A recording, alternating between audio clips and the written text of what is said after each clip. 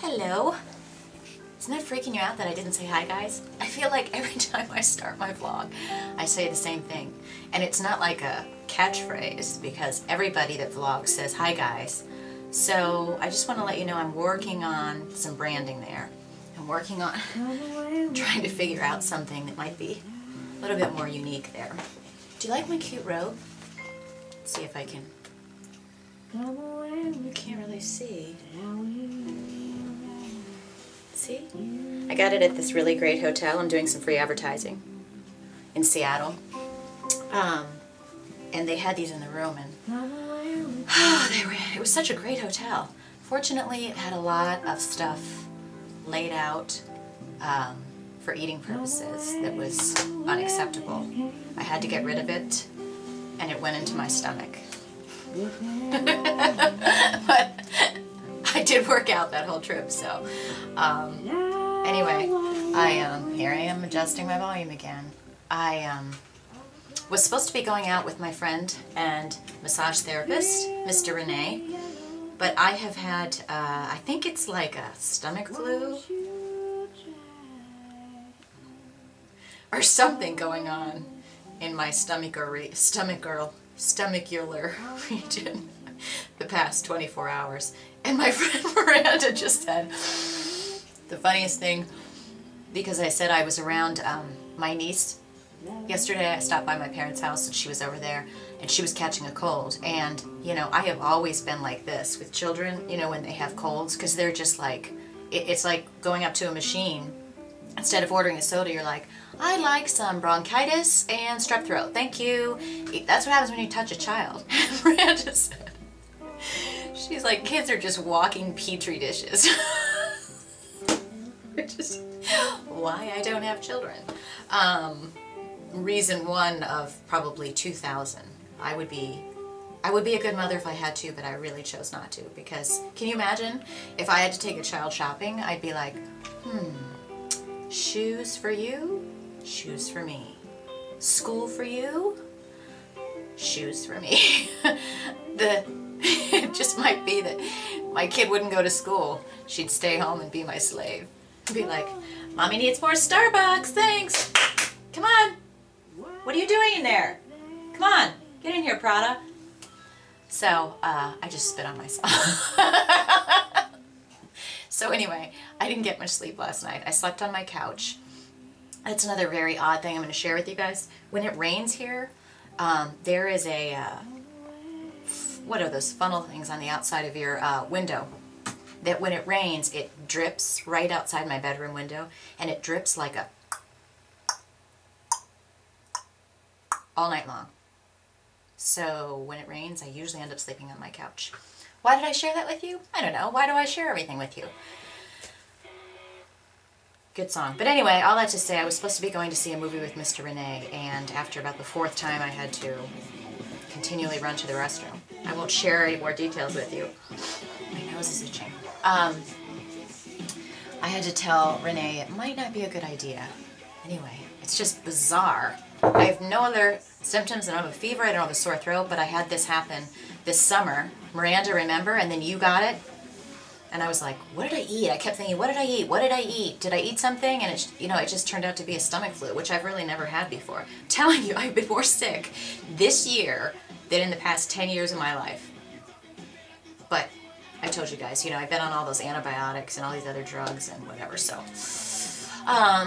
I hope you guys are having a great week. I really did start some really good things today, work-wise and stuff like that. So I've been going through this new book that Cynthia told me to get. And Cynthia, I'll be reading some of that tonight. And I cannot wait to get back in the gym, because it's probably been a week that I've been out of the gym. And Anna, I got your message on Facebook. Anna's like, Kelly, get back to the gym. You're right. See, that's why we have this friendship. All of us. We're here for accountability. But I got like 3 or 4 of your comments, and then I got like 7 emails today, or last night, and everybody was, hold on. Everybody was asking me, you know, something along the lines of, you know, how do you get motivated and how do you stay motivated, and so on and so forth. And I just, you know, enough of you had asked that I thought I'd get back to you and vlog about it. And seriously, when I say, I don't know what book I read it in, but I remember Sherry, remember I told you when I first read it, and I passed it on to you, but I remember reading that it said, you know, motivation is not something that you find or that happens. It's something that you choose to do. Happiness is a decision. It's not like, you know, all of these people, of course I'm quoting my ex-husband too, that go, well, I'm not happy. Well, you know what? That's because you decided not to be happy. There are people that have been in, you know, prison and you know, Nazi camps and in the hospital, and they've chosen to be happy. They've chosen to have great attitudes. Johnny Erickson was crippled from the, you know, neck down, you know, and there was a time when she wanted to kill herself, but she decided to make something of her life, and she's one of the most, you know, a speaker, she's an author, she's an artist, she paints beautiful paintings with a paintbrush in her mouth. I've told you guys, I mean, there's so many people. I always post that Eric Weyer, I can never pronounce his last name, Weyermeyer. He was blind at age 13. And his father spoke to us at an Arbonne conference, and I'm telling you, there wasn't a dry eye in the house. It was just unbelievable. And then Eric came out, and you know, imagine being 13 years old, and you've been a normal kid and you've had sight all your life, but you go blind. And he knew it was coming. So to slowly lose your sight, and instead of sitting around feeling sorry for himself, he decided that he was going to do something with his life. So it's a choice that you make. You're going to either live your life and whine and complain. And believe me, when I was younger, I used to be negative Nelly, okay? I was one of those people that, and there's a scene in that movie, The Family Stone, if you guys have seen it, where the girl comes home from college and she gets out of her car and she's going to get her laundry basket, and it falls on the ground, and she's like, and then she slams her bags down, slams the other bag down, slams the thing down. And that's so the way I used to be. I remember me and my friend Tracy in college. I mean, if I stubbed my toe, I'd go, oh, see, figures, what else can happen? What else could happen? And then something else would happen, and then I'd go, see, typical, typical. And I would walk around the whole day like negative, like, oh, you know, typical, this happened, and then I ran into this person, and then this sucks, and I can't believe it, I have the worst luck.